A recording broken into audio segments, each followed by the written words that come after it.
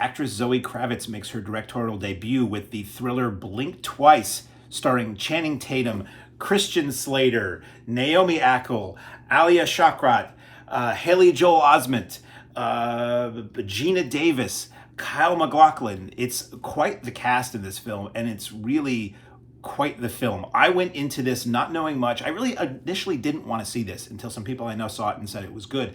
From the trailers, it looked like a bunch of rich, spoiled people that I could care less about being douche, shall we say.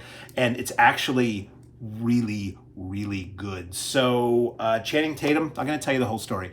Channing Tatum plays this super rich guy who has had scandal in his past, but he's begs forgiveness and forget the past. He's trying to be a better person, and he meets up with Naomi Ackie, who is a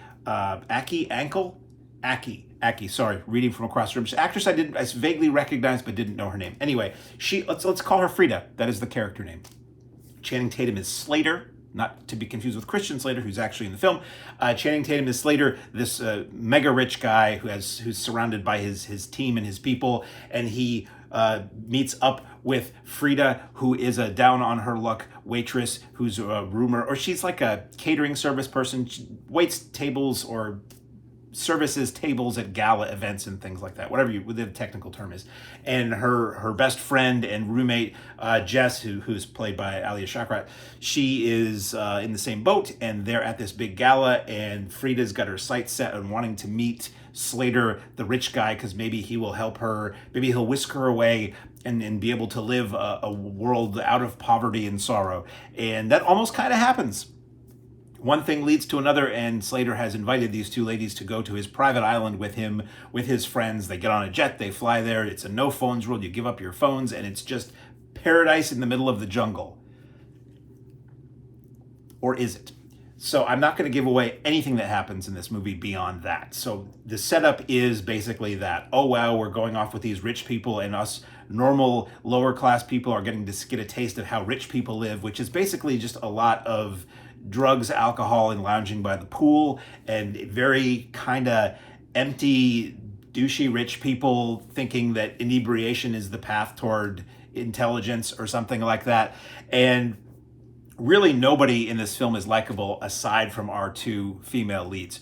And Channing Tatum's really good in this, which is not something I think I would have said before he showed up in Deadpool, actually. I never thought he was much of an actor. I just thought he was kind of a guy that people fawned over a bit, but he was kind of a lunk. He's really good in this film, and it's always nice to have that surprise when somebody who's mostly known for their looks or mostly accoladed for their looks actually has that talent to back that up, you know? And so, I mean, hats off, sir.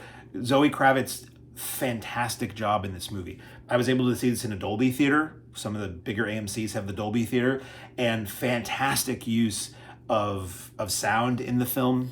Fantastic, beautifully shot, gorgeously shot, really interesting locations at this mansion in the jungle somewhere.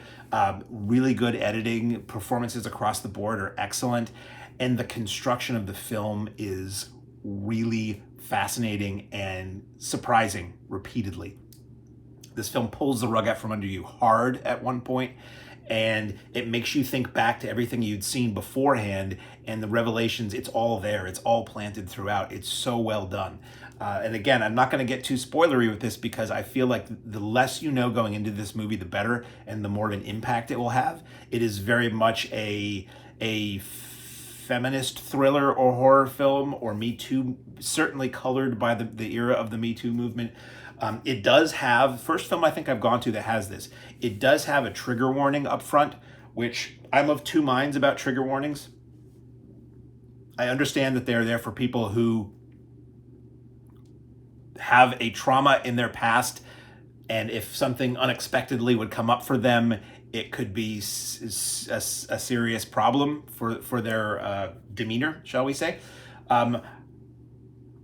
And I get that, and I'm not opposed to that necessarily, but as a film goer and somebody who wants to go into a story blind, when a trigger warning comes up and tells you a certain kind of content is going to be in the movie, now I know that that's coming up in the story. And now I know that that's coming up in the story that I wouldn't have expected that in. So it kind of does give something away right up front with that. So it's a thing. It's a modern thing. It's a thing that we may see more of. We may not. But as a viewer and as hopefully not as an insensitive type, but just as a viewer who wants to not know anything about a movie, when it comes up and it says, trigger warning, there's gunplay involved or something like that, and if it's a film where you never see a gun, I'm like, well, apparently there's going to be a surprise involving a gun coming up. So the film, as far as the trigger warning, what it refers to, it is pretty unpleasant in the film, but I don't want to be dismissive and say I've seen worse, because it's not a pleasant thing at all, but it is a thing that is present in the film and part of the whole